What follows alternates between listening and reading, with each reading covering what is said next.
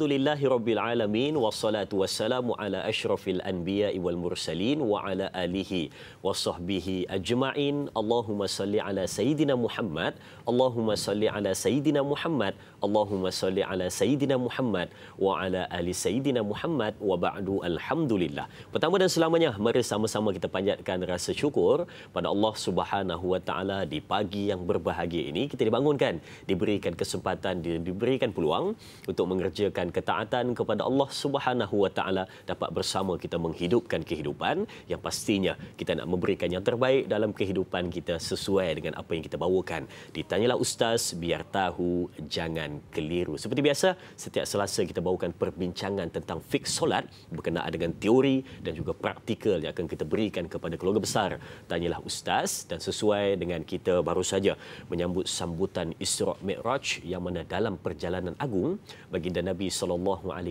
itu adanya satu perintah solat yang sangat-sangat utama dan menjadi di antara awal-awal perbincangan berkenaan dengan peristiwa Isra' wal Mi'raj. Jadi pada hari ini kita akan bersama dengan Al-Fadil Ustaz Dr. Nur Muhammad Hadi Zahlan untuk bersama dengan kita dengan topik perbincangan kita, rukun qauli. Assalamualaikum Doktor. Waalaikumsalam. Alhamdulillah. Dulu kita dah banyak sebenarnya isu-isu berkenaan dengan fiqh solat ni kita bincangkan, tapi hari ini kita bawakan juga berkenaan dengan rukun qauli ni sebagai kita nak tahu kadar bacaannya dan juga bagaimana situasi-situasi untuk mempercantikkan solat dengan kaedah rukun qauli tersebut. Jadi Ustaz ataupun Doktor, mungkin kita boleh mulakan dengan mukadimah perbincangan kita, pentingnya memahami tentang rukun qauli. Silakan Doktor.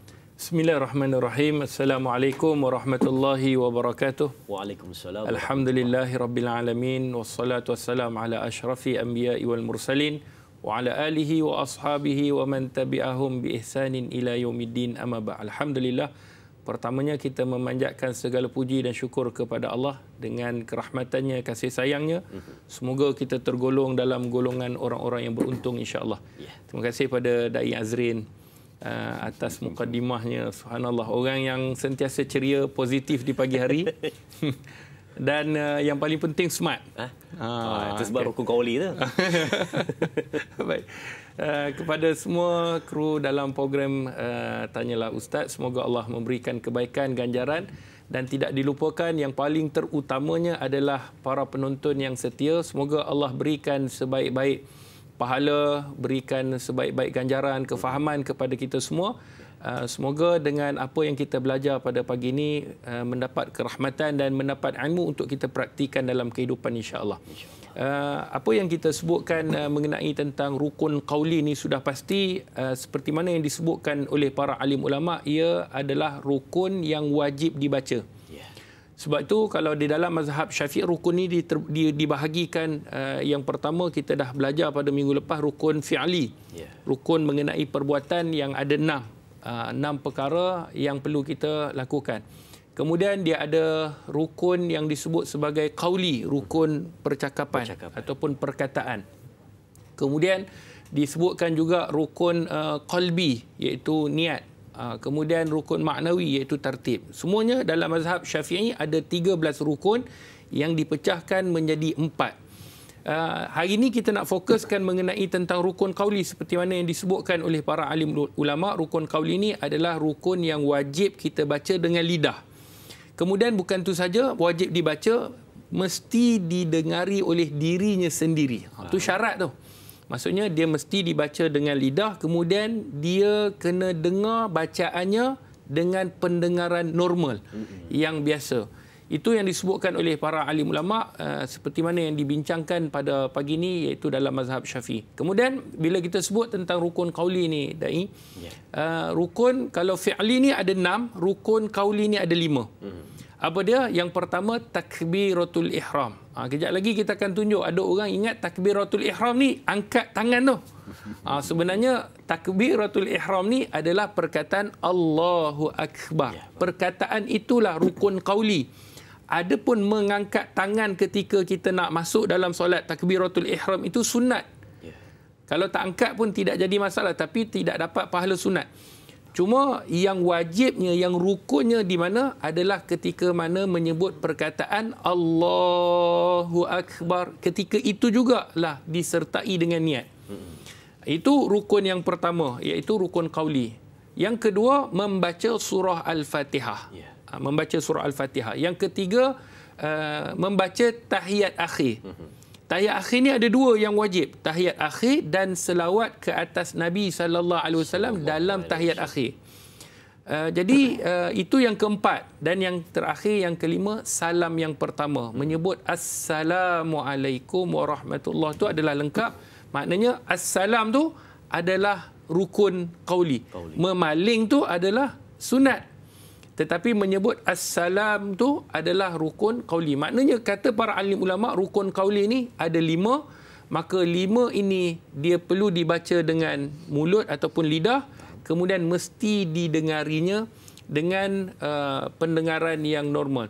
Ini berdasarkan hadis Nabi SAW bahawa baginda Rasulullah SAW meminta untuk solat seperti mana baginda Nabi solat.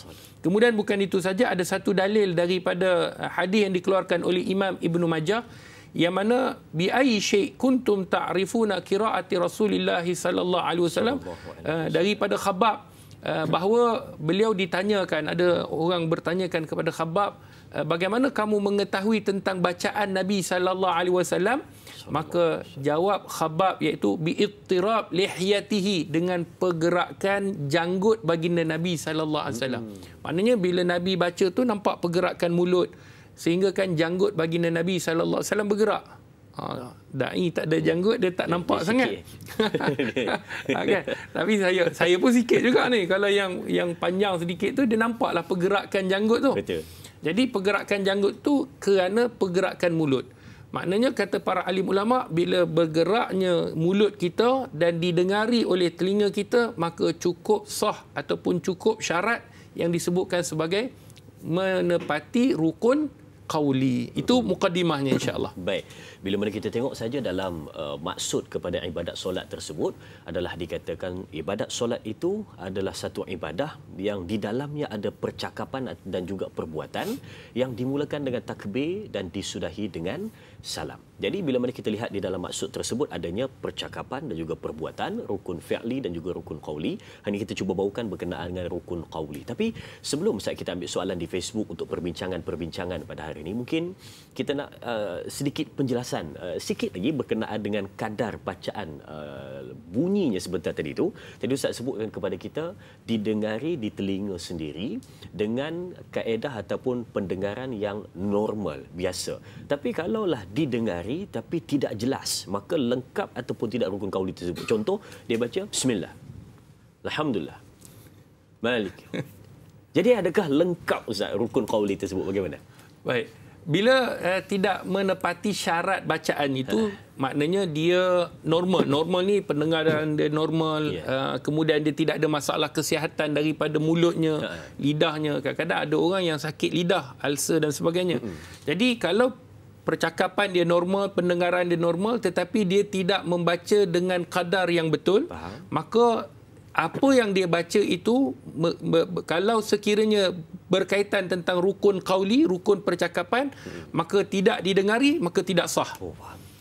Lalu apa yang dia perlu buat? Dia kena ulang balik. Contohnya Al-Fatihah. Contoh kalau dalam keadaan mengantuk. Ni kebiasaan subuh. Kan dia baca Al-Fatihah. Alhamdulillahalamin. Ada beberapa huruf yang tak didengari. Contohnya Rabb tu tak dengar. Kan alhamdulillah, Rabb tak dengar, alamin tu dengar balik. Maknanya Fatihahnya tidak sah. Bila Fatihah tidak sah, dia rukuk, maknanya rakaat itu tidak sah. Bila rakaat itu tidak sah, solatnya pun tidak sah. Jadi sebab tu pentingnya bila kita mempelajari rukun-rukun di dalam solat ni, kita kena buat apa yang telah disebutkan oleh para alim ulama supaya solat kita itu diterima oleh Allah Subhanahu Wa Taala. Subhanallah, itu dia kan. Maka kalau rukun qaulinya itu tidak lengkap dan tidak sempurna, maka kalau masih dalam solat maka perlu diulang semula. Betul. Macamlah contoh dia baru tahu hari ni Ustaz. Ustaz cerita tadi baru dia baru tahu. Maka adakah perlu qada solatnya Ustaz ke bagaimana? Baik, sekiranya seseorang itu dia baru tahu, ialah sebelum ni mungkin dia tak jelas, maka apa yang telah didahulukan ataupun yang telah lalu, afallahu anhu masalaf, iaitu telah dimaafkan apa yang telah berlaku sebelum daripada ni. Tetapi jangan diulang. Maknanya selepas daripada ni, baru ni sekarang ni, subuh tadi buat lagi. Kemudian Zuhur kejap lagi. Dia tak boleh dah buat. Asar dia dah tak boleh. Kalau dia buat, wajib ke atasnya qada kerana solatnya tidak sah. Yang tadi tu sebab dia belum tahu. Dia belum maka tahu. Yang ni sudah tahu. Maka betul. kalau sudah tahu, buat juga, maka tidak sah dan wajib dia qada semula solat tersebut. Baik, jom kita buka tirai perbincangan kita. Kita ambil soalan di Facebook dari sahabat kita Puan Nur Dahlia Biru. Assalamualaikum Ustaz. Ada 3 soalan di sini. 3 terus. Soalan pertama, bagaimanakah hukum rukun qauli bagi orang OKU yang pekak dan bisu ketika takbiratul ihram membaca surah Al-Fatihah dan serta ketika membaca tahiyat awal dan tahiyat akhir? Soalan yang kedua, adakah tidak sah solat tersebut sekiranya rukun qauli dibaca di dalam hati sahaja? Dan yang ketiga, bagi pesakit yang kemalangan cedera teruk di bahagian mulut, apakah ada rukhsah untuk ia menyempurnakan rukun qauli ketika solat? Mohon pencerahan Ustaz. Terima kasih. Terima kasih juga sahabat kita untuk soalan ini. Silakan Doktor. Baik, terima kasih pada Puan Nur Dahlia mengenai 3 soalan, dan caknanya Puan Nur Dahlia ni kepada sahabat-sahabat kita yang Allah uji dengan kurang upaya, iaitu dengan perkataan singkatan OKU, orang kurang upaya, yang mana Allah Subhanahu Wa Taala menguji setiap manusia yang diberikan ujian untuk meningkatkan keimanan dan ketakwaan kita kepada Allah Subhanahu Wa Taala. Baik, sahabat-sahabat yang dirahmati oleh Allah, sekiranya seseorang itu mempunyai masalah percakapan ataupun pendengaran, ataupun diertikan dalam erti yang saya sebutkan tadi, OKU, maka di dalam ayat Al-Quran Allah Subhanahu Wa Taala menyebut dengan terang, la yukallifullahu nafsan illa wus'aha. Allah tidak akan membebani seseorang itu melainkan dengan apa yang dia mampu.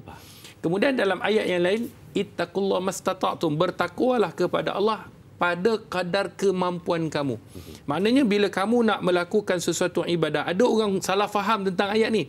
Ustaz, saya sebab dalam ayat tadi bertakwalah kepada Allah atas kemampuan. Saya tak mampu nak puasa, Ustaz. Jadi saya tak perlu puasa. Sebab Allah sebut bertakwa atas kemampuan. Saya tak mampu nak buat macam mana. Jadi atas alasan itu tidak dibenarkan. Tetapi atas alasan faktor kesihatan mungkin, macam tadi atas faktor mungkin mulutnya ada masalah, lidahnya ada masalah, tak boleh sebut huruf ra dengan elok. Ra, dia jadi ghain. Pelak R. Pelak R ke. Ra, kan dia kata kan. Jadi takkanlah nak tarik lidah dia, tak boleh. Jadi tidak dibebani seseorang itu melainkan apa yang dia mampu untuk melakukannya. Ataupun mungkin dia ada masalah pendengaran. Jerit macam mana pun mungkin dia ada masalah. Sound trouble masalah. Jadi kita tak boleh nak menguatkan bacaan sehingga nak mengganggu jemaah-jemaah yang lain. Maka kata para alim ulama, seperti mana dalam hadis Nabi SAW, hadis yang dikeluarkan oleh Imamul Muslim di dalam sahihnya, fa iza amartukum bi syai' fa'tu minhu mastata'tum. Iaitu kata Nabi SAW, apabila diperintahkan kepada kamu sesuatu perkara, kemudian kata Nabi, fa'tu minhu mastata'tum, datangkanlah dengannya sesuatu yang kamu mampu. Apa yang kamu mampu? Sekiranya itu sahaja yang kamu mampu, maka bacalah dengan atas kemampuan kamu itu saja. Contoh bagi mereka yang seperti mana dalam yang pertama ni, soalan pertama Al-Fatihah, maka kalau sekiranya dia boleh kadar faham tentang Al-Fatihah, dia dah mempelajari Al-Fatihah, kemudian dia tak dapat membaca kerana OKU, maka sudah pasti cukup dengan apa yang dia mampu saja. Kalau dia mampu gerakkan mulut, maka dia kena gerakkan mulut sahaja. Itu dibincangkan oleh para alim ulama. Apa yang mampu? Maknanya kalau dia tak mampu atau menggerakkan mulut, maka sudah pasti tanpa menggerakkan mulut pun sudah diterima, kata para alim ulama. Tak perlu buat isyarat. Kan orang OKU ni kadang dia buat isyarat, alhamdulillah tu dia buat isyarat. Maka tak perlu, kerana dia perlu membaca bukan daripada segi perbuatan. Okey, itu yang pertama. Yang kedua, baca dalam hati. Baca dalam hatilah. Maksudnya kalau itu yang kemampuannya. Bagi mereka yang memang tak mampulah. Okay. Yang kedua, adakah tidak sah solat tersebut sekiranya rukun qauli ini di dalam hati? Maka jawapannya, sekiranya dia bukan dalam kategori tadi, dia baca dalam hati ni hati ni asyik bercakap dalam hati, kan, maka hukumnya tidak sah.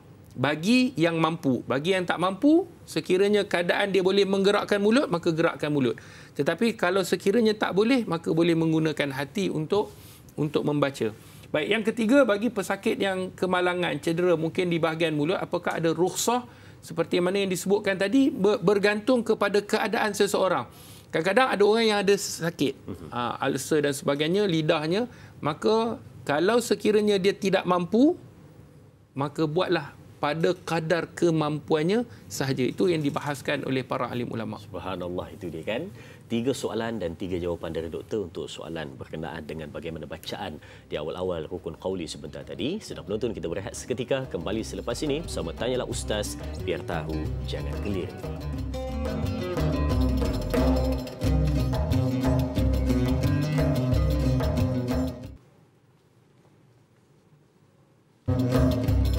Alhamdulillah, terima kasih dan terima kasih diucapkan kepada semua penonton terus setia bersama dengan kami di Tanyalah Ustaz, biar tahu jangan keliru, perbincangan berkenaan dengan rukun qauli. Sebentar tadi kita dah terangkan kepada anda apa yang dimaksudkan dengan rukun qauli, kadar bacaannya dan kaedah untuk menyempurnakan rukun tersebut. Jadi jom kita bersama di papan putih seperti biasa untuk kita lihat nota-nota penting untuk perbincangan kita pada hari ini. Silakan doktor. Baik, bismillahirrahmanirrahim. Terima kasih kepada Da'i Azrin. Sahabat-sahabat penonton yang dirahmati Allah, tidak lengkap hari Selasa sekiranya tidak ada dua. Satu papan putih, yang kedua praktikal. Ramai saya jumpa, alhamdulillah. Dia kata dengan kita membantu menulis, sebab tu Ustaz daripada awal pagi-pagi dah datang menulis ni. Kadang-kadang tak sempat, kadang papan pun tak cukup. Tetapi itu tidak menjadi masalah kerana kita nak beberapa isi yang penting saja supaya kita dapat jadikan ingatan. Kemudian kita tunjukkan praktikal untuk menggambarkan bagaimana kita nak melakukan ketika dalam keadaan apa jua supaya kita nampak dan jelas benda tu. Baik, sahabat-sahabat yang dirahmati oleh Allah Subhanahu Wa Taala, pada pagi ini kita membicarakan tentang rukun qauli. Sudah pasti Ustaz minta satu saja untuk kongsikan dengan kawan-kawan. Kerana apa yang kita tulis di papan putih ini sangat penting dan apa yang kita nak tunjukkan praktikal sekejap lagi, dia akan membantu untuk menjadikan solat kita lebih sempurna dan diterima oleh Allah Subhanahu Wa Taala insya-Allah berdasarkan apa yang dilakukan oleh baginda Rasulullah. Baik, kalau kita lihat daripada rukun qauli, Ustaz pecahkan yang pertama syarat, yang kedua kesalahan ketika membaca surah Al-Fatihah. Sebab tadi sempat juga tengok FB tu. Ada yang tanya, Ustaz, kalau bacaan tajwid tak kena dan sebagainya macam mana? Jawapannya di sini insya-Allah. Baik, syarat sah rukun qauli. Rukun qauli ni adalah rukun percakapan. Dia ada 6. Yang pertama, bacaan mengikut tartib. Kalau kita membaca Al-Fatihah contohnya, kita baca Alhamdulillahirabbilalamin, kan? Kemudian iyyaka na'budu wa iyyaka nasta'in. Contoh, Ar-Rahmanir-Rahim. Tunggang langgang. Maka boleh ataupun tidak? Maka tidak sah kerana bacaan itu tidak mengikut tartib seperti mana yang diturunkan. Jadi dia kena bacaan daripada bismillah tu sampai waladhdallin amin. Baik. Yang kedua, mengikut makhraj dan hukum tajwid. Di sini ada pendetailan. Ada makhraj yang kadang-kadang kalau sekiranya kita ubah, maka dia menyebabkan solat kita tidak sah.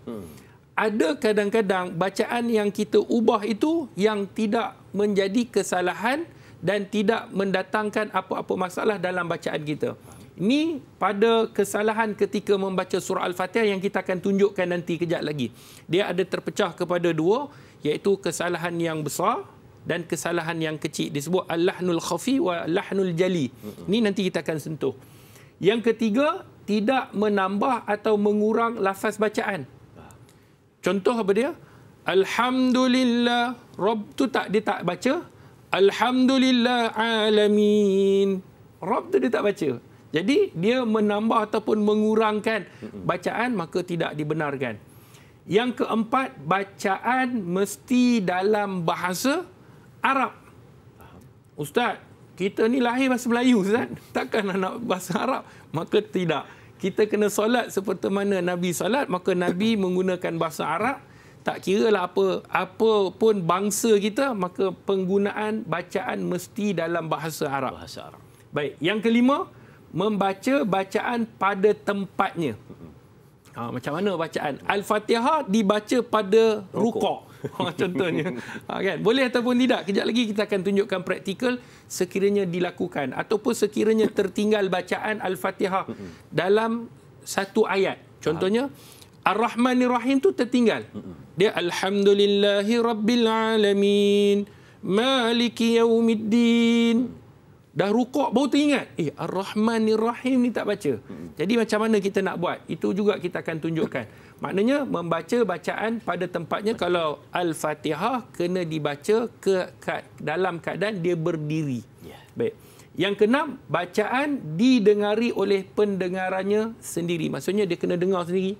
Kalau satu masjid dengar, tu imam. Tu imam. Maka tidak boleh ada dua imam dalam satu saf. Kalau dia nak jadi imam, biar dia jadi imam lebih baik. Jadi sebab tu dia kena dengar dengan pendengaran sendiri. Seperti yang kita syarahkan tadi, ada yang bertanya, kalau sekiranya dia ada masalah pendengaran, maka itu tidak menjadi masalah lah. Tak perlu sampai dia dengar. Sebab dia ada masalah pendengaran. Baik, kita pergi yang kedua sebelum pergi kepada soalan-soalan. Kesalahan ketika membaca surah Al-Fatihah. Ni kebanyakan. Sebab tu para alim ulama' suruh kita mempelajari bacaan-bacaan dalam solat. Walaupun kita dah rasa macam pakar, tapi kita kena bertalaki. Talaki ni biar seorang ustaz, asatizah kalau dia boleh dengar, suruh dia semak bacaan Al-Fatihah. Sebab tu kita ada bengkel-bengkel membaca surah Al-Fatihah saja. Sebab apa? Surah Al-Fatihah tu rukun dalam solat. Sekiranya kita tidak membaca dengan betul, maka boleh menyebabkan rukun ataupun solat kita tadi tidak sah dan batal. Baik, terdapat dua keadaan kesalahan ketika membaca surah Al-Fatihah. Yang pertama, ni antara ringkasan lah. Disebut lahnu al-khafi. Lahnu al-khafi maksudnya yang kecil. Kesalahan yang kecil lah. Lahnu tidak menyebabkan bacaan Al-Fatihah tu batal. Seperti waladdallin. Dia pergi tukar. Waladdallin. Bukan darling tu. Ni dalin. Nipih. Dia tak sebut dot. Maka dalam tafsir Imam Ibn Katsir mengatakan bahawa tidak menyebabkan bacaan Al-Fatihahnya itu batal. Tetapi ada pertukaran huruf itu boleh jadi batal. Faham? Kan? Contoh kalau macam yang Al-Khafi ni disebut dalam tafsir Imam Ibn Katsir, sad. Dia siratal sin. Kan? Kalau kita baca bisad, huruf sad ni sirat, huruf sad, tapi dia pergi tukar jadi huruf sin. Siratal ladzi, ini juga tidak membatalkan bacaan Al-Fatihah. Kata Imam Ibn Katsir, seperti mana ketika dikupaskan, iaitu bacaan lahnu al-khafi. Tetapi dia perlulah mempelajari bacaan sebutan yang betul. Kerana ada kadang-kadang bacaan-bacaan ni pun kita kena tengok. Sebab kiraat kita ada pelbagai kiraat. Kalau macam kita, Maliki Yaumiddin. Malik tu panjang lah, dua harakat kan. Tapi kalau bacaan Warash, Maliki Yaumiddin, kita kata, salah dah. Tak, itu mungkin bacaan daripada bacaan-bacaan yang ada dalam kiraat. Baik, yang kedua disebut lahnu al-jali. Yang ni lahnu kesalahan yang besar yang tidak dapat diterima dan boleh menyebabkan Al-Fatihah itu tidak sah. Bila Fatihah tidak sah, maka batal. Apa dia? Dia tukar huruf. Rabbil ain alamin. Barulah Tuhan sekalian alam. Tapi kalau dia baca Rabbil alamin, iaitu Tuhan yang berpenyakit. Kan? Lari terus makna. Jadi jangan suka-suka nak pergi tukar huruf. Kerana pertukaran huruf merubah makna. Yang ni alhamdu ha. Alhamdu dia ha gajah dia sebut. Alhamdu. Kalau alhamdu segala puji bagi Allah. Kalau alhamdu kematian bagi Allah. Alhamdu makna dalam bahasa Arab kematian. Tukar huruf ha dengan ha, berubah makna, berubah segala-galanya, dan dia akan termasuk dalam lahnu al-jali, iaitu kesalahan yang besar kata para alim ulama. Maka Fatihahnya tidak sah.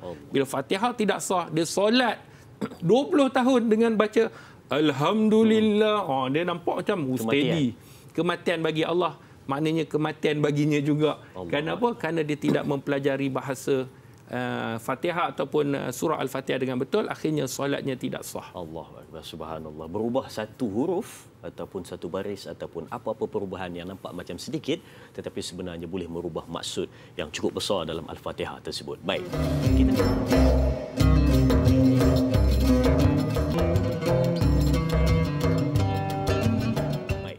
Kita ambil soalan di Facebook dari sahabat kita, Puan Sahziatul Sidik. Assalamualaikum Ustaz. Bagaimana keadaannya situasi seseorang itu tersedu ketika mendirikan solat menyebabkan sebutan tidak sempurna juga bagi yang melatah, lebih-lebih ketika melaksanakan rukun qauli yang akhirnya tidak dilakukan dengan sempurna. Apakah dimaafkan pada situasi sedemikian kerana ianya berlaku di luar jangkaan seseorang? Mohon pandangan Ustaz. Terima kasih. Terima kasih juga sahabat kita Sahziatul Sidik untuk soalan ini. Bagaimana Doktor? Silakan. Baik, terima kasih pada Puan Sahziatul kerana soalannya diambil.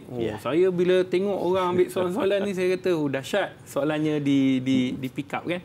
Jadi terima kasih yang bertanya soalan-soalan yang sangat menarik. Ada dua di situ. Yang pertama, dia tersedu. Saya pernah sedu 3 hari, 4 hari sedu. Tak berhenti. Sedu. Hari tu di TV3, pernah saya live itu, sedu. Cakap tu sedu. Orang 3 hari kan? 3 hari. Ustaz letak kertas basah? Bukan kertas je, letak buku terus. Tak jadi juga. Orang kata letak tali kasut lah, macam-macam kan. Jangan kata kasut-kasut pun letak pun tak jadi. Ya, baik, sahabat-sahabat ini, itu gurau saja. Sahabat-sahabat yang dirahmati oleh Allah Subhanahu Wa Taala. Sedu ni dia sebenarnya ialah ada yang mengatakan nak membesar. Saya kalau bersedu nak besar mana lagi, dah memang besar. Tapi dia merupakan adalah istilah dalam bahasa sains, saya pun tak ingat istilah dia, memang ada tulis. Tetapi sekiranya dalam solat dia tersedu sehingga menyebabkan huruf tu hilang. Contoh, ni praktikal sedikit kan. Dia baca Al-Fatihah. Bismillahirrahmanirrahim. Alhamdulillah. Dia nampak dia. Amin. Dia sedu tu sehingga meninggalkan huruf ataupun perkataan Rabb. Paling senang lah. Alhamdulillahi Rabbil Alamin. Patutnya dia dia tak dengar huruf ba pun tak dengar. Terus Alamin. Maka dia kena ulang balik. Dia kena ulang. Maknanya ulang tu bacaan baliklah. Alhamdulillahi Rabbil Alamin. Lepas tu dia sedu lagi. Ketika dia sedu, nak sedu tidak jadi masalah kerana bukan dia buat. Jadi itu adalah disebabkan masalah kesihatan, maka tidak menjadi masalah untuk sedu kerana dia sama seperti tasawuf. Apa tasawuf? Menguap. Contoh orang menguap kan.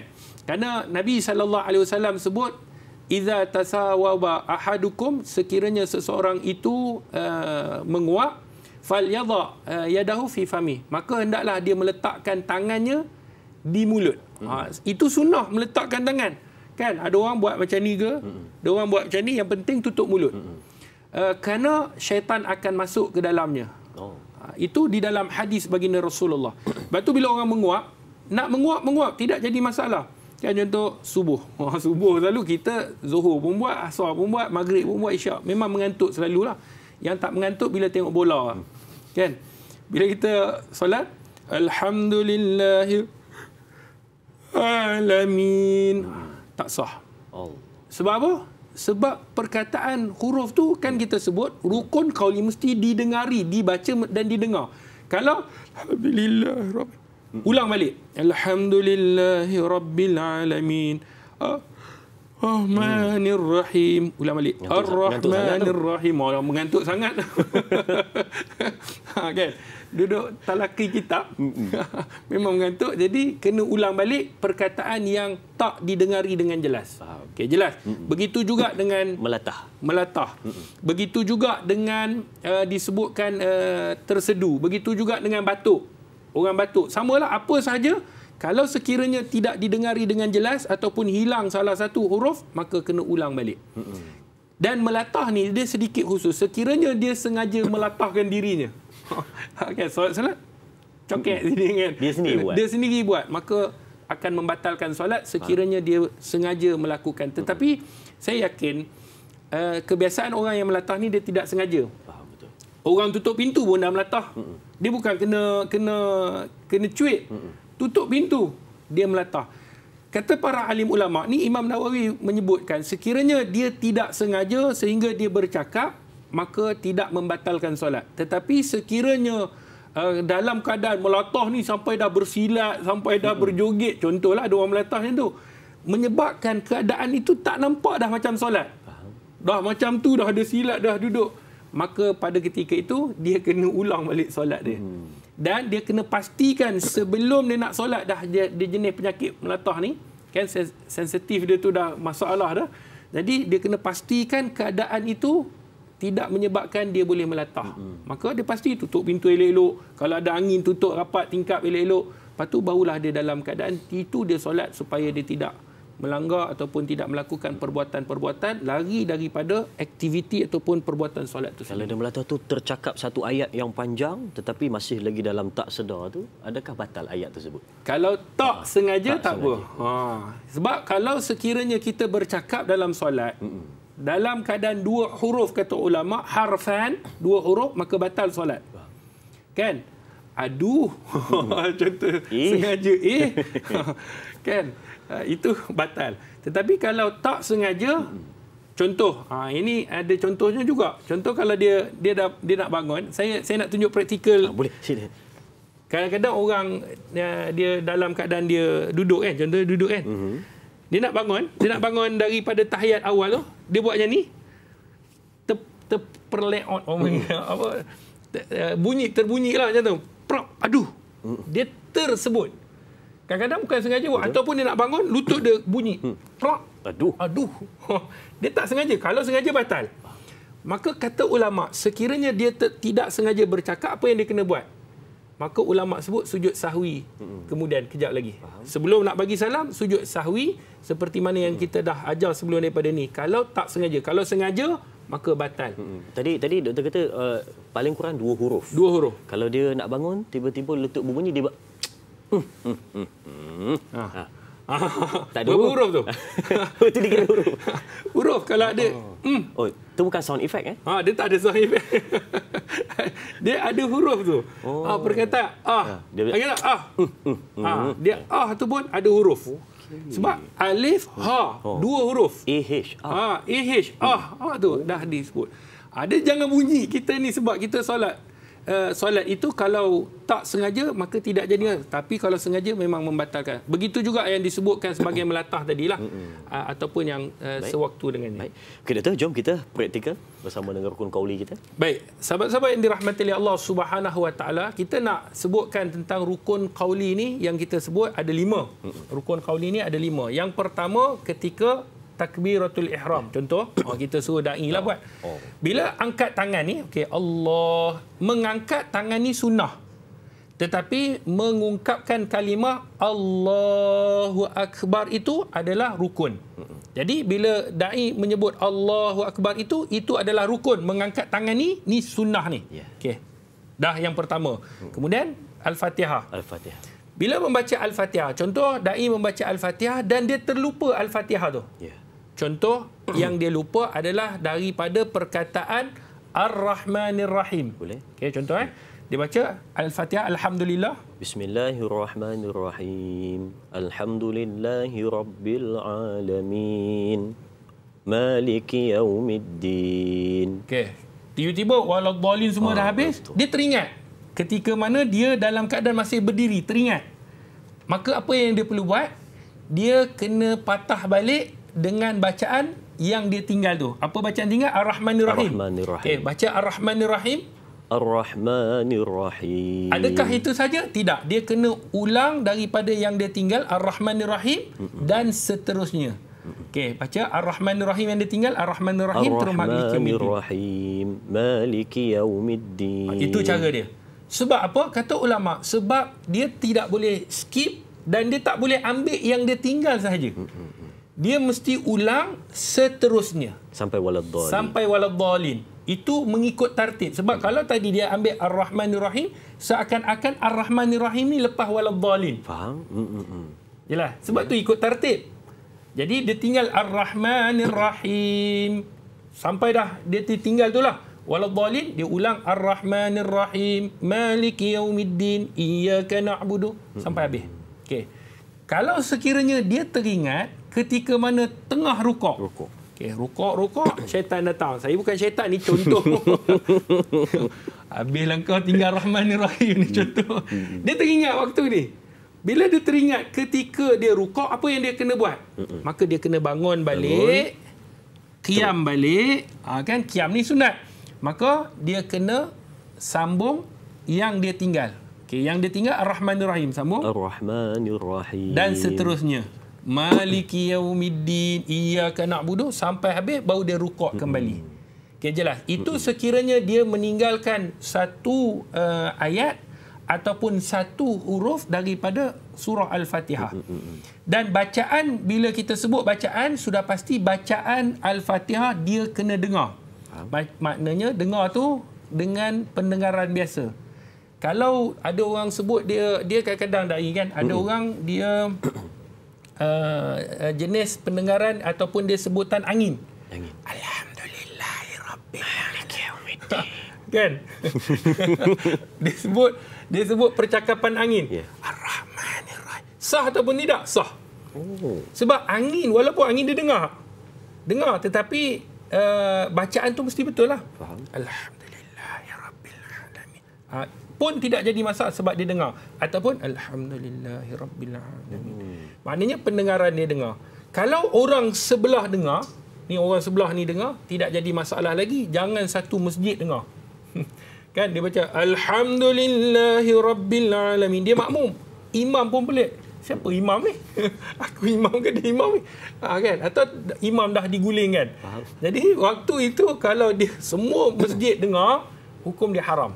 Nak tanya sikit yang takbir tadi tu, kita balik kepada takbiratul ihram tadi tu. Saya kadang-kadang ada tengok orang yang dia panjang, ada yang pendek, ada yang Allahu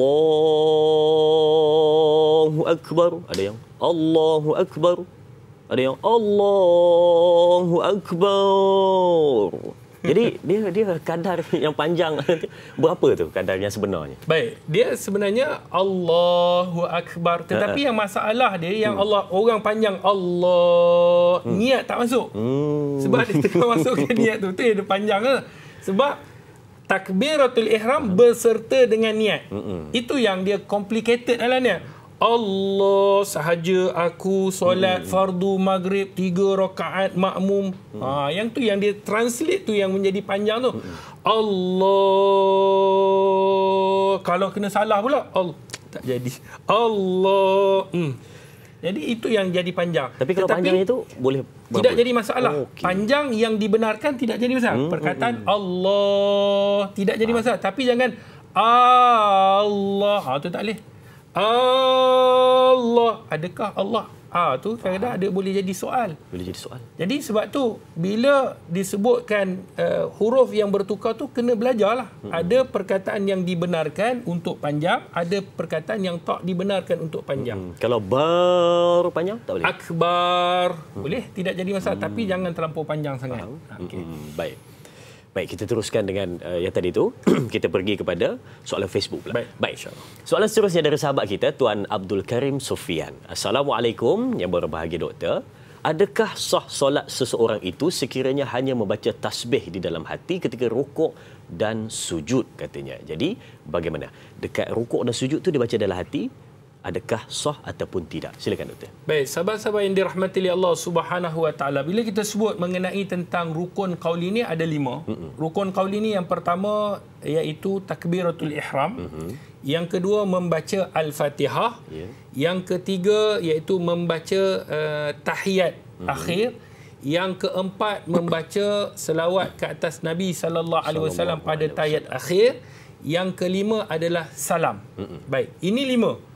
Kalau sekiranya selain daripada itu, contohnya rukuk baca dalam hati, boleh ataupun tidak? Maka jawapannya boleh. Sebab dia tidak dikategorikan dalam rukun qauli. Bila kategori yang 5 ini rukun qauli, maka dia mesti baca dan dia mesti dengar. Adapun selain daripada itu, dia baca dalam hati, tidak jadi masalah. Kata ulama, seperti mana Imam Nawawi menyebutkan, tidak menjadi masalah dan tidak menyebabkan solatnya batal. Disebabkan ia adalah bukan daripada rukun qauli, dia adalah sunat sahaja. Tetapi membaca, apabila kita baca dan kita dengar, menyebabkan solat kita khusyuk. Maknanya dalam hati ni kadang-kadang dia boleh ni, kadang-kadang kita pun boleh lara.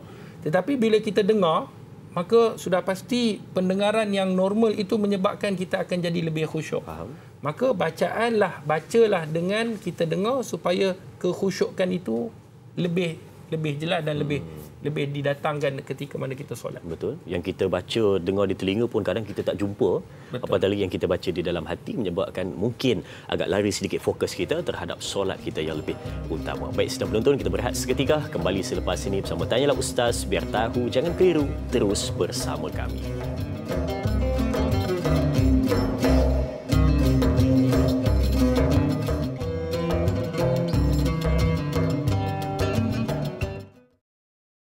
Muslimin muslimat yang dirahmati oleh Allah, alhamdulillah kita telah berjaya mengumpulkan dana untuk cerucuk. Dan sekarang ini ramai yang bertanya, apa lagi yang boleh mereka menyumbang? Ayo sama-sama kita membuka peluang bagi menyumbang membina sebuah kompleks tahfiz dakwah anak-anak mualaf yang pertama di Malaysia dengan satu kaki RM350 dengan keluasan 72,000 kaki persegi. Ayo sama-sama kita membuat saham akhirat kita di sana nanti. Akademi Al-Bayan, satu agama, pelbagai bangsa. Alhamdulillah kembali bertemu. Kita saksikan sedikit bingkisan video untuk penonton-penonton semua seketika tadi berkenaan dengan kompleks tahfiz dakwah anak-anak mualaf yang pertama di Malaysia. Dan juga kita bersama dengan Al-Fadil Doktor sendiri untuk menerangkan kepada kita. Jadi kita semua sudah maklum sekarang sedang get aktif untuk proses pembinaan, nak melaksanakan, nak menaikkan kompleks tahfiz dakwah anak-anak mualaf yang pertama di Malaysia seperti yang kita lihat dan kita sebutkan sebentar tadi. Jadi mungkin kita nak dengar dengan lebih lanjut bersama dengan Doktor bagaimana proses pada ketika ini. Silakan Doktor. Bismillahirrahmanirrahim. Sahabat-sahabat, para penonton yang dirahmati oleh Allah, muslimin muslimat, alhamdulillah kerja-kerja pembinaan itu sedang giat dijalankan. Kalau sesiapa yang pernah biasa pergi ke tapak daripada proses pecah tanah tu, kita tambun tanah, alhamdulillah telah selesai. Kemudian kita dah buat retaining wall, telah selesai. Kemudian kita piling pun telah selesai. Sekarang ni kerja-kerja membina structure. Maknanya kita sekarang ni nak membina, nak membangunkan sebuah kompleks tahfiz dakwah anak-anak mualaf yang pertama di Malaysia. Alhamdulillah kita juga telah mendapat kelulusan KM daripada Majlis Pembandaran Alor Gajah. Iaitu kebenaran ini telah diberikan oleh Kerajaan Negeri Melaka. Kita telah mendapat kutipan iaitu kebenaran mengutip dana daripada Majlis Agama Islam Melaka. Dan kita juga akan menghantar insya-Allah dan perbincangan secara konsisten bersama Jabatan Agama Islam Melaka. Selalu juga kita update kepada Datuk Mufti Melaka. Alhamdulillah, maknanya apa yang kita rancang insya-Allah kita usahakan pada tahun hadapan 2025 siap pembinaan secara keseluruhan. Maknanya daripada dewan solat, daripada tempat belajar, daripada semua untuk kita melahirkan para da'i mu'alaf. Ini merupakan salah satu daripada projek-projek iaitu untuk kita nak membangunkan pusat dakwah. Jadi sahabat-sahabat yang dirahmati oleh Allah, antara apa yang kita nak usahakan di sini adalah daripada kesenian itu dulu. Kerana sebab orang hari ini tertarik dengan Islam adalah disebabkan kesenian. Kadang-kadang orang salah ertikan bila masuk Islam, masuk Melayu. Sedangkan masuk Islam itu adalah agama. Dan bangsa ataupun bahasa dia tidak pernah sekali Islam suruh meninggalkan. Salman Al-Farisi daripada Faris dilaqabkan, diletakkan Al-Farisi, tak perlu ditukar Al-Arabi. Jadi Al-Farisi terkekal dengan Farisnya. Maknanya Bilal bin Rabah, seorang yang berkulit hitam, tidak pernah meninggalkan bangsanya. Sebab tu yang ditukar hanyalah agama daripada menyekutukan Allah kepada menyembah Allah yang Maha Esa. Sebab tu kalau kita tengok seni bina ni 3 budaya. Ada budaya Melayu, budaya Cina, budaya India. Ada orang kata, Ustaz, kenapa tak masuk etnik Sabah, Sarawak sekali? Jadi kalau tidak, pelbagai pintu lah. Jadi kita nak buat pelbagai budaya ni memang sukar. Tetapi kita ambil budaya yang sangat besar, yang memang sinonim di Malaysia dan masyarakat di sekeliling. Jadi ia menggambarkan kepada kita bahawa inilah tempat apabila kita masuk apapun budaya bahasa, kita masuk menyembah Allah yang Maha Esa. Bukan itu saja, kita akan usaha untuk melahirkan mereka-mereka yang berdakwah di jalan Allah. Saya yakin kita nak berdakwah ni kadang-kadang kalau menggunakan satu bahasa saja kurang mendapat orang kata perhatian, sambutan. Tetapi kalau sekiranya seseorang dai daripada bangsa India contohnya boleh berbahasa Tamil, dia ajak, dia bercakap, lagi mudah. Kalau kita sendiri orang Melayu ni mengikut negeri-negeri orang Kelantan contohnya. Kalau dia dakwah bahasa Kelantan sedap sikit. Oh, keluar dah tubik Kelantan tu. Kalau Kedah, kan, pedia kan kalau dia berdakwah dalam bahasa Kedah, dia rasa lain. Dia rasa macam dekat. Jadi sebab tu lagi-lagi mereka yang nak berdakwah ni kita menggunakan kepelbagaian bahasa, betul, bangsa. Dan insya-Allah sahabat-sahabat yang dirahmati Allah, apa yang lebih menarik lagi, kalau sekiranya dia dapat mengislamkan orang, hasil sumbangan kita dengan pertubuhan Akademi Al-Bayan ini sehingga menyebabkan ada orang masuk Islam, kita dapat saham. Ini penting. Sebab tu kita buka 71,000 kaki persegi untuk satu kaki persegi 350. Dan kita dah sampai dalam bulan Sya'ban. Yang mana bulan Sya'ban ni bulan yang Nabi banyak berpuasa. Bulan yang mana akan ditutup buku amalan. Dalam satu tahun ini, buku amalan kita akan ditutup pada nisfu Sya'ban berdasarkan hadis baginda Rasulullah. Jadi oleh yang demikian, tutup buku kita dengan perbanyakkan sedekah, infak, wakaf. Untuk apa? Untuk saham akhirat kita. Dan kita juga membuka ruang seluas-luasnya, bukan saja boleh berinfak, boleh membeli sambil menerma sambal teriak. Dan pembelian ini boleh didapati di Shopee ataupun boleh telefon seperti mana nombor yang tertera, supaya kita membeli sambil menderma. Dan sedikit saja lagi, boleh pergi ke website kita, boleh pergi ke kita punya media sosial untuk mengikuti perkembangan Al-Bayan. InsyaAllah di sana kita ada asnaf-asnaf daripada mu'alaf yang kita bantu, hasil daripada zakat-zakat tuan-tuan semua. Yang tuan-tuan minta untuk kita sampaikan, kita sampaikan. Dan kita minta mereka ni untuk doa kepada tuan-tuan, puan-puan yang berinfak, berwakaf, berzakat ini semua. Semoga Allah berikan sebaik-baik ganjaran. Dan kita juga buka ruang untuk mempelajari fiqh praktikal secara percuma. Nota disediakan. Boleh pergi seperti mana yang website yang tertera ataupun media sosial yang tertera.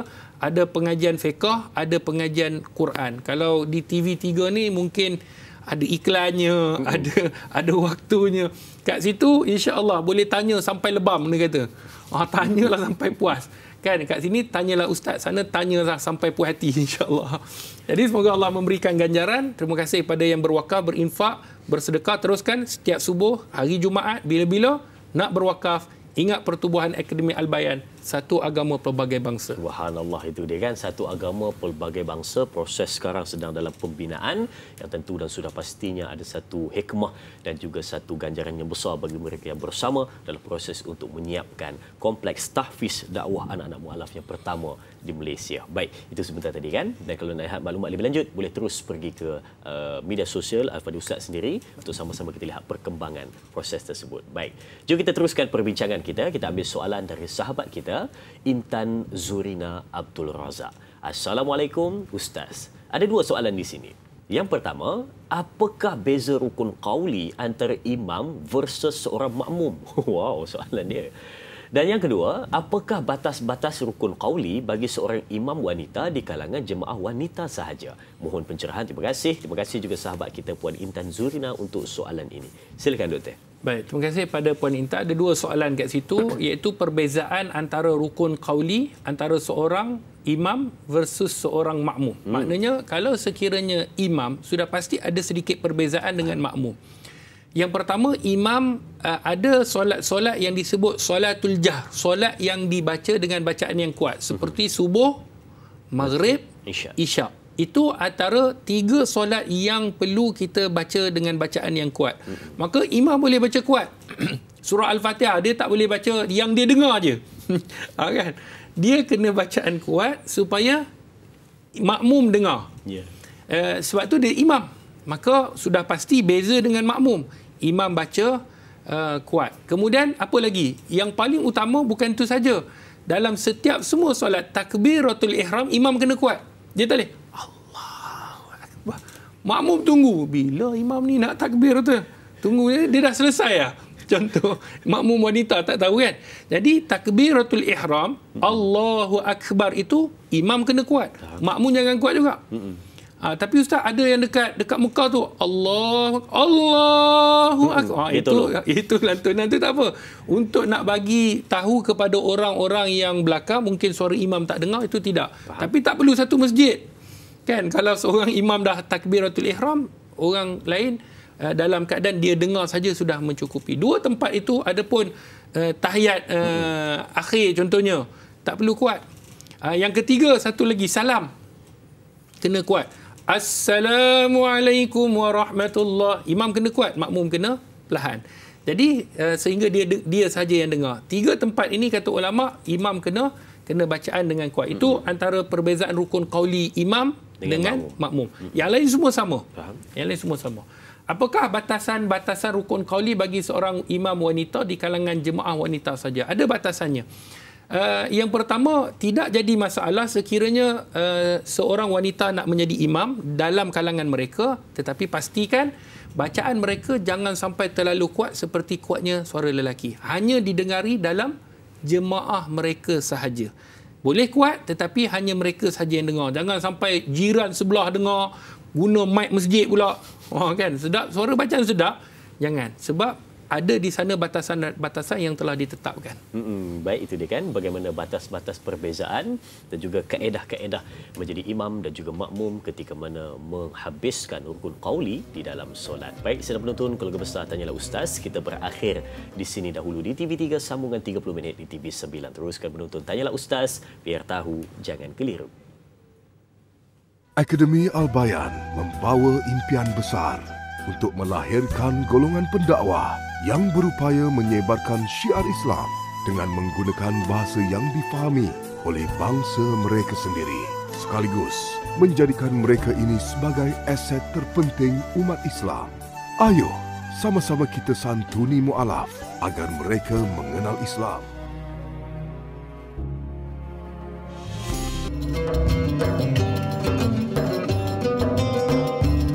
Alhamdulillah, terima kasih kita bertemu kembali untuk Tanyalah Ustaz, biar tahu jangan keliru, perbincangan tentang rukun qauli. Bagaimana rukun yang perlu dituturkan, dilafazkan di dalam solat. Yang pentingnya, mungkin sebelum ni kita rasa macam, aku ingatkan baca dalam hati pun boleh. Rupa-rupanya mesti dituturkan, paling kurang pun dengar di pendengaran kita sendiri dengan jelas dan sebutan yang betul dan juga tepat pada setiap apa yang perlu dibaca dalam solat tersebut. Baik. Kalau tadi kita juga ada sebut berkenaan dengan bagaimana anak-anak mu'alaf yang mungkin dari doktor sendiri yang mana kita nak buat satu kompleks pembangunannya, dan kita cuba nak tanya soalan berkaitan dengan mu'alaf juga ya, ataupun saudara baru kita. Kalaulah contoh ada saudara baru kita ni doktor, dia masuk Islam mungkin lepas subuh ni dia masuk Islam, melafazkan 2 kalimah syahadah, maka dia pun dah nak start solat zuhur katanya. Contoh ya, nak start solat zuhur, asar, maghrib, isyak pada hari dan esok pula. Tetapi dia belum lagi boleh membaca Quran, ataupun dia pun rasa macam nak baca pun mungkin tak dapat lafaz dengan baik lagi. Maka dia kata, bertanya dalam hati kecil dia, boleh tak aku ni solat melafazkan Al-Fatihah tersebut tetapi dalam bahasa ibunda dia? Macam mana? Boleh ke doktor? Bismillahirrahmanirrahim. Sahabat-sahabat yang dirahmati Allah Subhanahu Wa Taala. Saya ada pengalaman. Seperti yang sedia maklum, mak saya Punjabi masuk Islam umur 17 tahun. Mak saya lah Punjabi masuk Islam. Saya lahir tu memang dari Islam. Dalam keluarga mak saya ni, dia ada 8 adik-beradik. 8 adik-beradik. Ke-7 dah masuk Islam kecuali abang sulung. Dia kata dia nak kekal dalam agama tok nenek. Dan kemudian kita baik pujuk dan sebagainya, dan dia bila cakap tentang Islam ni, dia cakap subhanallah, seakan-akan dia ni nampak macam orang Islam. Cerita tentang kubur, padang mahsyar, dia dengar, dia dah tahu dah kan. Umur dia dah 70 tahun lebih. Bila dia kita tengok, ialah kita usaha dan sebagainya, bila dia nampak macam tak berminat tu, kita pun tak adalah nak sentiasa jumpa, kita paksa. Tapi satu hari bila abang saya meninggal, dia datang ke masjid, dia tengok, dia menangis. Lalu dia cakap dengan saya, Hadi, pakcik nak masuk Islam. Waktu tu saya tanpa, orang kata, ialah tanpa panjang cerita, saya pun tarik dia. Waktu tu ada jenazah abang saya, dia melafazkan syahadah. Dan waktu tu azan maghrib. Bila dia azan maghrib, tak sempat nak ajar Fatihah. Dia pun tak boleh bahasa Arab, Fatihah dia tak boleh. Jadi apa yang perlu? Sama soalan kan? Ya, sama soalan. Sebiji sama soalan. Bukan benda tu dibuat, memang ada, realitinya ada. Jadi kata ulama, seseorang itu wajib membaca Al-Fatihah. Tetapi dalam keadaan sekiranya dia tak mampu, maka dia boleh membaca apa-apa surah. Yang pertama, dia kena baca Al-Fatihah. Tak boleh Al-Fatihah, dia pergi yang kedua. Dia kena baca apa-apa sahaja di dalam mana-mana surah yang mungkin dia hafal. Faham? Dia hafal sama kadarnya pada panjang bacaan Al-Fatihah. Ustaz, Al-Fatihah pun tak boleh, takkanlah surah Al-Baqarah boleh. Tu mesti ada orang kata. Sabar dulu, kalau boleh. Mungkin dia dah pernah hafal surah Al-Baqarah. Ayat kursi. Al-Fatihah dia tak hafal, Al-Baqarah hafal. Pelik kan? Tapi mungkin, kita tak tahu mungkin. Tapi kalau dia tak mampu, dia tahu Qul huwallahu ahad. Itu je dia hafal. Contoh ni kita nak tengok beberapa keadaan. Maka dia ulang Qul huwallahu ahad itu pada kadar bacaan Al-Fatihah. Ustaz, memang tak boleh. Dia baru masuk Islam. Qul huwallah pun tak boleh. Maka sekiranya dia boleh bertasbih. Subhanallah, subhanallah. Pada kadar bacaan Al-Fatihah. Ustaz, dia memang tak boleh. Tak boleh. Subhanallah ke Allahu Akbar ke Alhamdulillah. Tak boleh. Kan? Mulut dia, lidah dia tak boleh. Ini berlaku pada pakcik saya. Maka apa yang dia buat? Senyap. Dia diam. Dia ikut imam. Imam rukuk, dia rukuk. Imam sujud, dia sujud. Saya duduk sebelah dia. Kan? Saya tolong guide dia. Dia takbir, kita pun tolong dia tengok, dia angkat takbir. Kita takbir.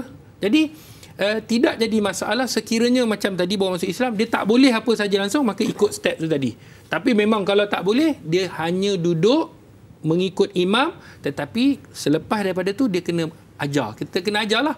Sama ada ajar ni, kalau dia mungkin dia dah boleh hafal, dia nak kena tengok. Kan? Contoh dia kena tengok kat smartphone, boleh. Dia baca Al-Fatihah sambil tengok smartphone dia lah. Bukan baca WhatsApp. Tapi baca surah Al-Fatihah. Ataupun duduk di sebelah dia. Contohnya, saya mu'alah. Kan? Nampak pun muka macam mu'alah kan? Saya semayang, da'i duduk. Alhamdulillah. Saya semayang ni. Da'i, Alhamdulillahirrahmanirrahim. Saya ikut Alhamdulillahirrahmanirrahim. Da'i tak semayang. Saya semayang. Tapi da'i bantu membaca Al-Fatihah. Itu dibolehkan. Ataupun kalau tak boleh, maka dia senyap. Sekadar mana yang dia boleh, dia mampu dia ni. Tapi senyapnya itu, panjangnya itu, berdirinya itu pada kadar bacaan Al-Fatihah. Itu jawapan kepada. Maksud tadi kalau contoh dia hafal Qul huwallah, baca dengan kadar panjang Al-Fatihah, maksudnya mungkin ulang 2 ke 3 kali. 2 ataupun 3 kali. Tasbih mungkin 33 kali. Betul. Mungkin, dia lebih kurang macam itulah untuk kadar bacaan Al-Fatihah tersebut. Baik, itu jawapannya. Dan kita ambil soalan di Facebook dari sahabat kita, Wan Golo. Katanya, Assalamualaikum. Bagaimana jika makmum tak sempat habiskan bacaan rukun seperti Al-Fatihah, kemudian imam terus rukuk. Makmum sambung bacaan lagi Al-Fatihah ketika rukuk bila imam sedang rukuk. Bagaimana hukumnya, Ustaz? Boleh ataupun tidak? Terima kasih kepada Abang Wan kita. Saya serahkan kepada doktor. Silakan. Terima kasih Abang Wan Golok. Ni duduk kat Kelantan ni, Sungai Golok. Golok ni. Golok ni ataupun parang. Golok pun boleh jadi parang. Baik, terima kasih kepada yang bertanya. Dia ada 2 situasi. Memang kita kata tadi kita dah tunjuk membaca Al-Fatihah dalam keadaan rukuk tak sah. Kerana membaca Al-Fatihah mesti dalam keadaan berdiri bagi mereka yang mampu. Kalau tak mampu berdiri, duduklah. Dalam keadaan duduk, tetapi dia kena membaca Al-Fatihah. Baik. Tetapi kita faham 2 benda. Yang pertama, mungkin dia kategori masbuk. Faham. Ataupun adakah dia kategori muafiq. Baik. Itu dalam satu bab. Maksudnya, kalau satu bab kita sebut tadi, dia masuk, dia makmum muafiq. Makmum muafiq, makmum yang sempat berdiri pada kadar membaca Al-Fatihah bersama dengan imam. Faham. Saya ulang sekali lagi. Makmum muafiq, makmum yang sempat berdiri, dia berdiri pada kadar membaca Al-Fatihah. Kadar membaca Al-Fatihah lebih kurang, kalau kita baca normal, 30 second. 30 saat. Dia berdiri itu pada kadar 30 saat bersama dengan imam. Maksudnya imam tak rukuk lagi. Imam berdiri, dia sempat. Walaupun imam membaca surah selain daripada Al-Fatihah. Imam baca surah Al-Baqarah contohnya. Muka surat yang pertama. Lebih 30 saat. Dia dah berdiri lebih 30 saat. Maka dia makmum muafiq. Makmum muafiq dia kena baca Al-Fatihah sehingga selesai. Walaupun dia tak sempat mendengar Al-Fatihah daripada imam. Imam rukuk, dia tak boleh rukuk. Maknanya dia kena habis baca Al-Fatihah, jangan melebihi 3 rukun panjang. Apa dia rukun panjang? Cuba kira dengan Ustaz. Yang pertama rukuk, rukun panjang. Ustaz, tidak rukun pendek. Sujud pertama, rukun panjang. Duduk di antara 2 sujud, Ustaz, rukun pendek. Yang ketiga, rukun panjang, iaitu sujud kali kedua. Sebelum sujud kali kedua dia bangun, kita kena rukuk. Jadi, saya tak habis lagi Fatihah. Panjang betul dengan tajuk Alhamdulillah. Taranu semua siap. Jadi sebelum imam bangun tu, dia tak habis lagi Fatihah. Sujud yang kedua, dia kena rukuk.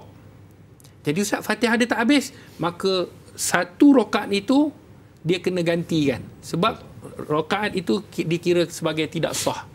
Dia tak perlu batalkan solat, rukuk je. Kalau dia tak rukuk, maka solat dia batal. Dia rukuk, dia buat, imam bagi salam, dia bangun, dia buat satu rakaat. Seakan-akan orang nampak, kau buat 5. Bukan 5, satu tadi tak sah sebab dia tak membaca Al-Fatihah. Itu kalau makmum muafiq. Kalau makmum masbuk, contohnya dia masuk, dia berdiri tak sampai 30 second, masuk je dia baru Alhamdulillah, imam Allahu Akbar, maka dia kena rukuk bersama dengan imam. Ju'ilal imam liyu'tamam, dijadikan imam untuk ikut. Dia pun rukuk dengan imam. Maka bacaan Fatihah tadi ditanggung. Dan dia tak perlu membaca Fatihah ketika rukuk kerana bukan tempatnya. Faham? Jelas? Jadi kalau sekiranya dia makmum muafiq, dia kena habiskan Fatihah, berdiri. Kalau dia makmum masbuk, tak habis Fatihah, dia boleh rukuk, tak perlu baca Fatihah ketika rukuk. Adapun kalau sekiranya dia bersama dengan imam, tiba-tiba dia nak jadikan, dia tak sempat habis, dia makmum muafiq, dia rukuk, dalam keadaan tu dia baca Fatihah, maka solatnya tidak sah. Sebab apa? Sebab Fatihah bukan di tempat rukuk. Adapun Fatihah pada kadar berdiri. Maksudnya di situ bukanlah tempat membaca Al-Fatihah pada rukuk tersebut dan boleh membatalkan solatnya. Jadi berhati-hati perlunya. Kita tahu perkara sebegini walaupun nampak kecil tetapi sangat-sangat berbahaya. Baik, sedang penonton kita berehat seketika. Kembali selepas ini bersama Tanyalah Ustaz, biar tahu jangan keliru, terus bersama kami.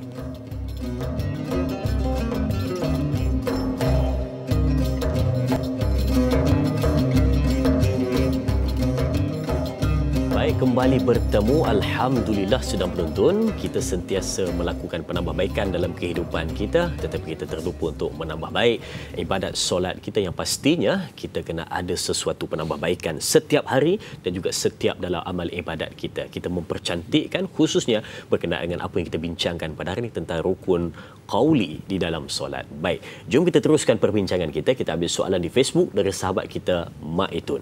Assalamualaikum, soalan saya. Ada dua di sini. Yang pertama, apakah kesalahan-kesalahan yang kerap kita langgar di dalam rukun qauli?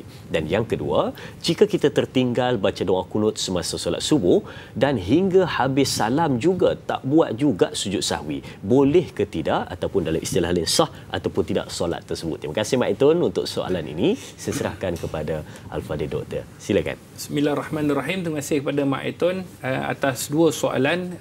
Yang pertama iaitu kesalahan-kesalahan yang kerap dilakukan ketika dalam kita lakukan rukun qauli. Yang pertama, kita baca tak dengar.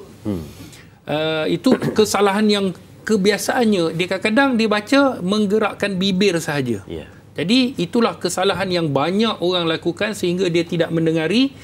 Apabila dia tidak dengar, maka rukun qauli itu tak sah. Bila tak sah, solatnya tidak sah. Itu syarat. Sebab tu syarat yang kita sebut rukun qauli ni banyak orang yang terlepas pandang. Kemudian yang kedua, kebanyakan orang dia tak tahu mana rukun qauli ataupun rukun fi'li, ataupun dia tak tahu mengenai tentang rukun qauli itu. Di mana rukun qauli itu, macam tahiyat akhir. Tahiyat akhir ni ada dua rukun qauli. Iaitu tahiyat akhir tu dia tak tahu di mana sampai tahiyat akhir tu sampai mana. Kan? Sampai mana tahiyat akhir tu. Jadi dia ingat rukun qauli ni sampai habis. Kadang-kadang dia ingat separuh je. Sedangkan tahiyat akhir ni ada dua rukun qauli, iaitu at-tahiyatul sampai mengucap asyhadu an la ilaha illallah wa asyhadu anna muhammadar rasulullah. Kemudian Allahumma salli ala sayyidina Muhammad.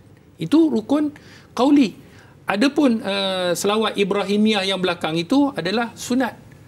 Disebut sebagai sunat untuk kita baca. Jadi kita kadang-kadang keliru. Ada yang jadi rukun qauli kita kena dengar, kita tak dengar. Yang belakang selawat tu kita dengar pula. Kita baca bagi dengar. Jadi kena tahu bacaan itu mesti jelas yang didengari oleh kita. Dan kebanyakan yang salah rukun qauli ni dia baca terlalu kuat sehingga menyebabkan hukumnya haram. Solat sah tapi haram. Haram ni maksudnya dia berdosa lah sehingga mengganggu jemaah-jemaah yang lain. Baca Al-Fatihah kuat sehingga satu masjid dengar. Itu kena. Dan saya pesan juga kepada imam, minta maaf, imam juga dia pakai mic. Bila imam pakai mic, kadang-kadang mic tu dia dengar, dia baca tahiyat akhir. Al-Fatihah tak apa. Tetapi tahiyat akhir, bila dia baca tahiyat akhir tu dengar, yang sehingga menyebabkan orang lain belakang tu terganggu. At-tahiyatul. Dia nak dengar, ada mic pula, jadi satu masjid dengar. Jadi kalau boleh mic tu diketepikan. Tepikan mic tu. Buang bawah sikit. Jadi dia saja dengar, sudah cukup. Kadang-kadang saya pun terganggu juga dengan tahiyat imam ni. Kadang kita baca, kita pula selidik tahiyat imam ni betul ke tak betul. Kita terlupa baca. Kita terlupa baca. Jadi sebab tu kita kena berhati-hatilah, berhati-hati. Imam lah yang terutamanya kena tahu mana yang perlu kuat, mana yang tak perlu kuat. Baik. Yang kedua, jika seseorang itu tertinggal kunut. Baik, kita tahu sunat ni ada dua. Sunat aba'ad, iaitu sunat aba'ad sekiranya seseorang meninggalkannya, sunat dia sujud sahwi. Sunat je, tak wajib. Adapun sunat hay'ah. Sunat hay'ah ni apabila kita meninggalkannya, kita tidak perlu melakukan apa-apa. Jadi kedua-duanya sekiranya ditinggalkan tak dapat pahala sunat. Sebab tu perkara depan tu disebut sunnah. Sunat aba'ad, sunnah hay'ah. Sunnah je. Tak buat tak ada jadi masalah. Baik, kalau sekiranya kunut ini dia termasuk dalam kategori aba'ad. Apa? Kunut. Kan kunut. Dan kunut ni ada panjang, ada pendek. Kunut yang panjang seperti mana dalam hadis Allahumma hdina fi man hadait, itu kunut panjang.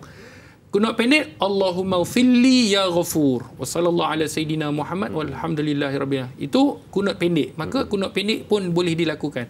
Sekiranya seseorang itu meninggalkan kunut dan dia terlupa sujud sahwi, apa yang dia buat? Maka tidak perlu buat apa-apa.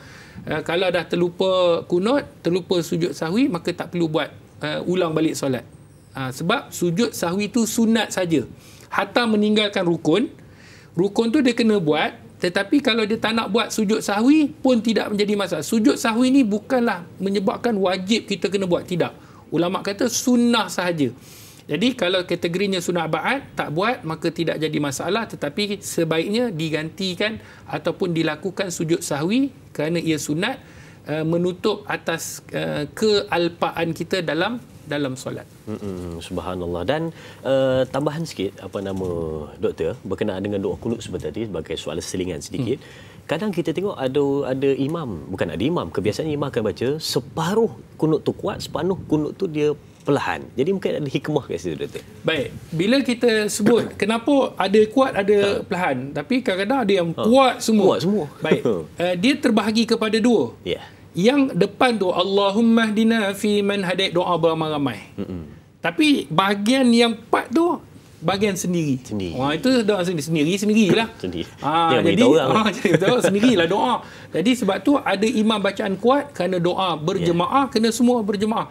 Yang part yang perlahan tu adalah part sendiri. Bila sendiri ni maka bacaan sendiri-sendiri, maka itu merupakan seperti mana yang disebutkan dalam kitab dalam mazhab Syafi'i, khususnya Imam Nawawi menyebutkan itulah sebab bacaan kuat dan bacaan ni. Tetapi tidak jadi masalah kalau imam nak kuat semua. Dia tukarlah jadi ramai. Dia tukar jadi ramai.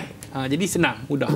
Baik, itu hikmah dia kan. Sebab kita biasa dengar ada separuh kuat, separuh pelan, ataupun dua-dua kuat. Tapi yang kita tak biasa dengar, semua pelan. Yang tu tak hafal.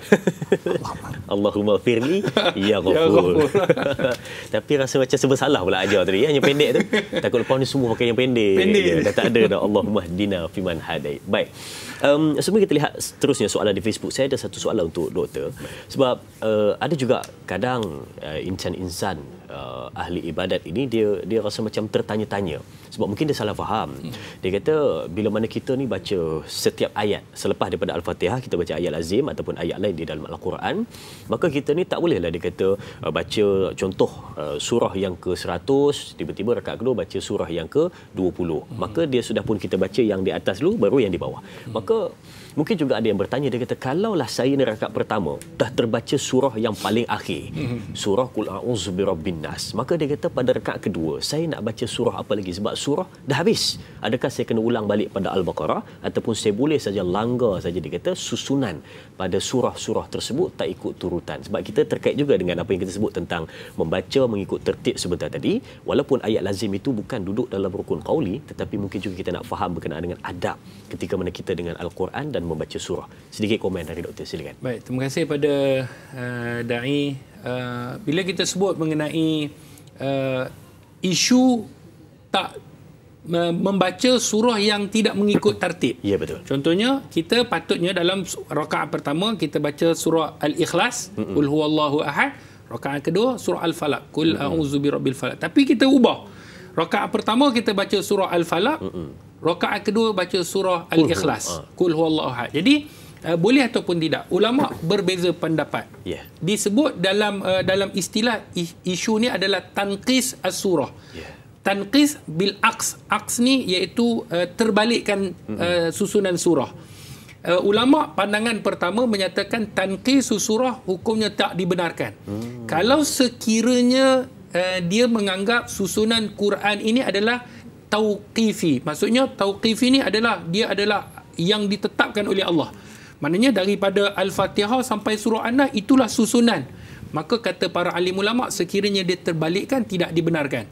Kalau dia nak baca surah Al-Ikhlas dulu, baru surah Al-Falaq. Ataupun kalau dia baca surah Al-Falaq, dia baca surah An-Nas. Macam itulah. Maknanya susunan tu daripada atas ke bawah. Baik. Itu satu. Yang kedua, pandangan ulama mengatakan bahawa isu ni adalah isu ijtihadi. Susunan tu ijtihad. Maknanya kalau ijtihad dibenarkanlah, tidak jadi masalah, tetapi hukumnya makruh. Hukumnya makruh. Maka apa yang perlu kita buat, Ustaz? Nak kata boleh ke tak boleh? Maka kata para ahli ulama, itu adalah khilaf. Dalam mazhab Syafi'i sendiri khilaf.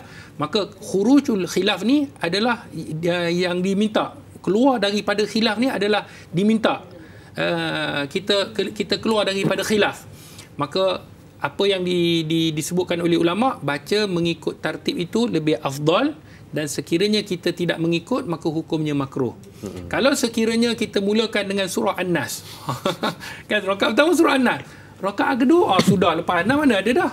Maka kata ulama, sekiranya surah An-Nas kita dah baca pada rakaat pertama, menyebabkan itu adalah ayat yang terakhir, setelah itu rakaat kedua dia boleh dibaca dengan mana-mana surah. Kalau sekiranya dimula dengan surah Al-Ikhlas, maka disusun selepas daripada itu dua surah je ada, surah Al-Falaq atau surah An-Nas. Sebab tu imam nak jadi imam kena ada ilmu pengetahuan tentang susunan surah-surah ni supaya jemaah tidak keliru. Takut dia rasa macam lepas An-Nas ada lagi apa? Wa tammat kalimatu rabbika sidqan wa adla. Itu surah ayat berapa Ustaz? Dalam Quran kan doa khatam Quran. Baik, subhanallah itu dia kan. Jadi mungkin juga mungkin kita kata soalan ni agak terpencil. Macam kita rasa macam jarang orang tanya soalan ni, tapi sebenarnya patut juga kita tahu, sebab itu di antara adab ketika mana kita dengan Al-Quran dan susunan setiap daripada ayat tersebut, daripada ayat pertama hingga ayat yang surah yang pertama hingga 114 surah. Baik. Soalan seterusnya dari sahabat kita Wak Dodge. Assalamualaikum. Apakah tujuan dan hikmahnya rukun qauli itu dibaca sekurang-kurangnya kedengaran di telinga sendiri? Biar tahu, jangan keliru, sahabat kita Wak Dodge dari Yongping, Johor. Terima kasih Wak Dodge untuk soalan hikmah kedengaran di telinga sendiri, untuk khusyuk ke ataupun bagaimana? Terima kasih pada Wak Dodge. Saya kenal Wak Doyok. Wak Dodge ni hebat. Macam-macam Wak dia. Baik, terima kasih Wak atas soalan yang diberikan. Mengenai hikmah rukun qauli ni, apa hikmahnya? Sudah pasti hikmah dia adalah kita kena faham bahawa bacaan-bacaan yang disebutkan tadi perlu kita dengar adalah disebabkan yang pertama, dia adalah satu perintah daripada Nabi SAW, seperti mana yang disebut sallu kama raaitumuni usalli, solatlah kamu seperti mana kamu lihat aku solat. Kadang-kadang kita tahu hikmah dia sebab apa Ustaz? Hikmah dia solat subuh 2 rakaat. Ada orang kata hikmah dia sebab yelah subuh ni kan kita mengantuk, jadi nak pergi kerja 2 rakaat. Tapi tengok Zuhur pun mengantuk juga. Kenapa 4? Kenapa maghrib jadi 3? Kadang-kadang hikmah ni kita ketahui. Sebab tu orang beriman, sama ada dia tahu hikmah ataupun tidak, dia patuh pada sami'na wa ata'na, dengar dan patuh. Sebab apa puasa bulan Ramadan? Buatlah bulan Rejab ke, bulan Syawal ke, Muharram ke. Tapi katakanlah ditukar, bulan puasa ni bulan Syawal. Kenapa bulan Syawal? Tak habis. Kenapa tak buat bulan Ramadan? Dia tak habis. Itu adalah perintah Allah. Okey, itu jelas. Yang kedua, antara hikmah yang boleh disebut sebagai hikmah tabi'iyah, iaitu hikmah yang diikut, bukan hikmah yang utama, ataupun tujuan yang diikut, bukan tujuan asal. Baik, tujuan asal dia adalah tujuan kita patuh perintah Allah. Itu tujuan asal. sama ada tahu ataupun tidak. Yang disebut sebagai tujuan yang diikuti ini, kata ulama, bahawa kita kena dengar supaya solat kita jadi khusyuk, dan yang mana bacaan Al-Fatihah tadi, takbiratul ihram, supaya kita dengar, kita tahu yang maha hebat ni Allah je. Kalau kita baca dalam hati, dia tak sama. Sebab tu kita kena dengar bacaan Al-Fatihah. Pentingnya Al-Fatihah tu. Baca tahiyat tu, sebab dalam tu ada syahadah, dalam tu ada selawat baginda Nabi sallallahu alaihi wasallam, dan salam yang terakhir, yang ketika mana kita salam itu semuanya penting dalam kehidupan kita. Jadi sebab itu kita kena dengar supaya kita boleh taat selepas daripada kita dengar. Tu yang sami'na, kita dengar, wa ata'na, kita taat. Dia tak boleh kita tak dengar. Kalau tak dengar, macam mana kita nak taat? Sebab itu hikmah dia, kita dengar kemudian kita taat.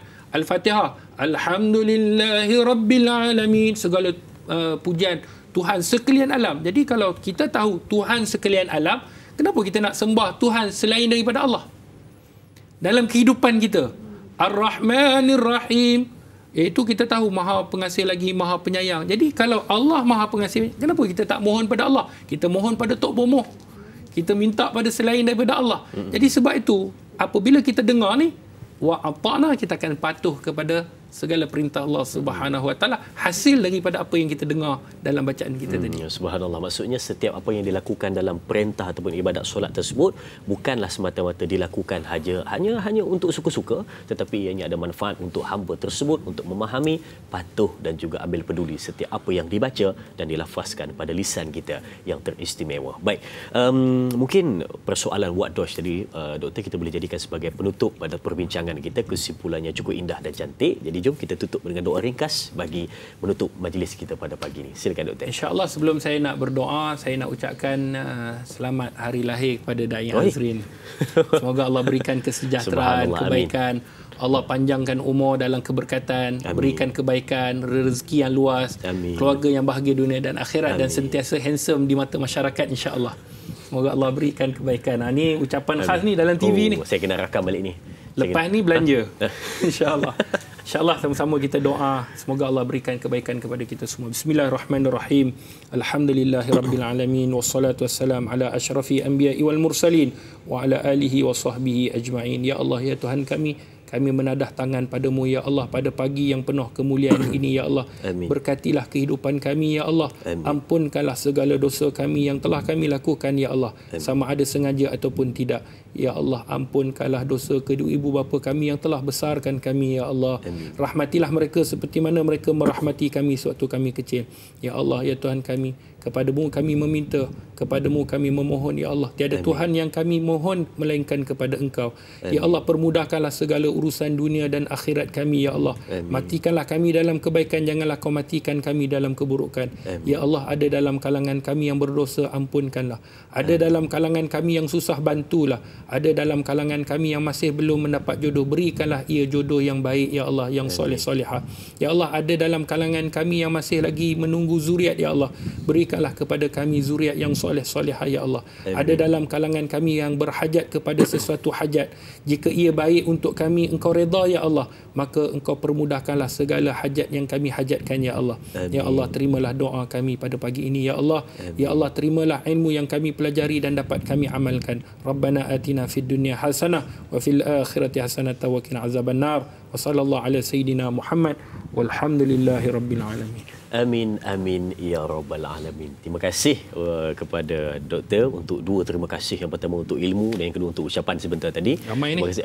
Ramai orang ucap happy birthday. Terima kasih diucapkan kepada semua penonton yang terus bersetia bersama dengan kita. Mudah-mudahan kita dapat mempercantikkan ibadat solat kita hari demi hari, masa demi masa, seterusnya menjadi hamba Allah yang taat sentiasa kepada Yang Maha Mencipta. Terima kasih diucapkan kepada semua. Kita tutup dengan tasbih kafarah dan suratul As. Subhanakallahumma wa bihamdika asyhadu an la ilaha illa anta astaghfiruka wa atubu ilaik. Bismillahirrahmanirrahim. Wal 'asri innal insana lafi khusri illa alladhina amanu wa amilus solihat wa tawasaw bil haqqi wa tawasaw bis sabr. Sekian, berjumpa lagi. Teruskan menonton Tanyalah Ustaz, biar tahu jangan keliru. Assalamualaikum warahmatullahi wabarakatuh.